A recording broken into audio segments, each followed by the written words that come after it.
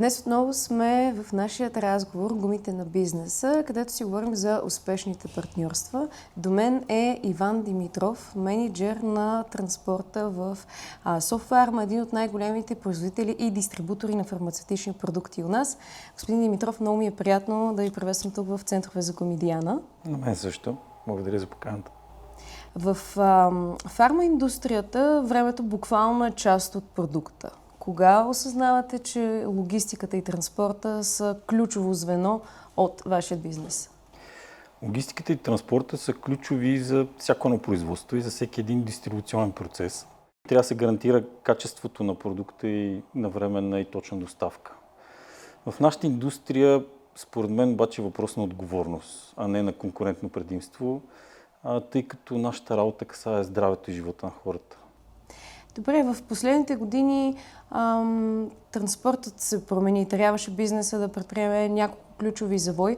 Къде смятате, че вие направихте най-силните усилия? Например, в маршрутите, в планирането, в гарантирането на изправността на курсовете на самите автомобили?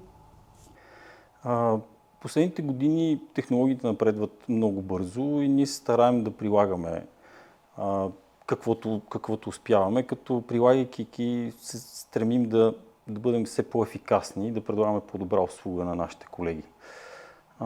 Най-значимото, може би, за 2025 година беше обединяването на управлението на автопарка на Софарма и на Софарма Трейдинг в едно звено, като това ни позволи да оптимизираме разходите и в същото време да приложим най-добрите практики от двете дружества.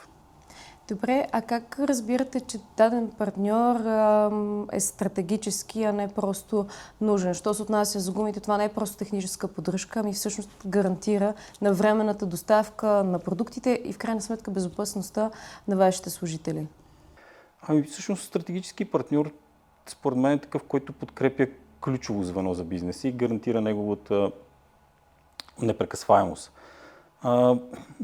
Винаги сме знали всъщност, че гумите са едно ключово звено, ключова част от поддръжката на автомобилите и поради тази причина ние много усилия влагаме в това да планираме закупуването им и подмяната им.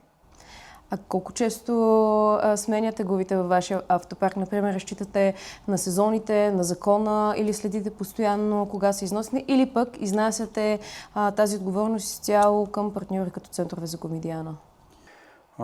Всъщност в България има много ясно изразен зимен и летен сезон и ние задължително правим сезонна смяна на гуми. Основен критерий за подмяната е самото фактическото състояние на гумите, като следим това дали са износени, дали има някакви напуквания по тях и дали има повреди по самата гума.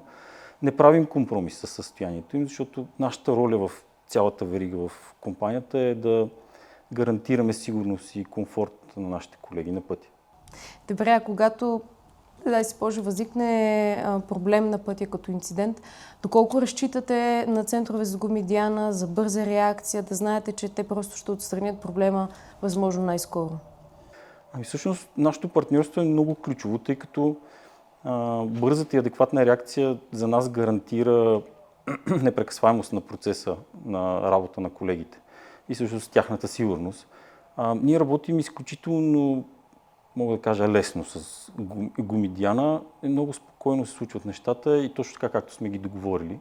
Екипа на Гумидиана хората в екипа са много клиентски ориентирани, винаги търсят начин как да ни съдействат. Сещам се за един случай с наш колега, който беше в отпуска, в петък късен следобед, повреди непоправимо гума в близо до Варна. И колата беше с специфични гуми, които ги нямаше там на място. Екипа на Гумидиана успяха да намерят и да транспортират гумите, така че колата беше 30 минути след отварянето на сервиза на следващия ден, беше готова за път. И също спасихме отпуската на колегата. Страхотно. Понеже споменавате командировка, отпуска, всъщност за различните типове доставки използвате ли различен тип гуми? Например, в града, когато имате така наречените, може би last mile deliveries, разчитате ли изцяло на определен тип гуми, вече когато тръгнете на по-дълги курсове, да залагате на други гуми, които са по-подходящи?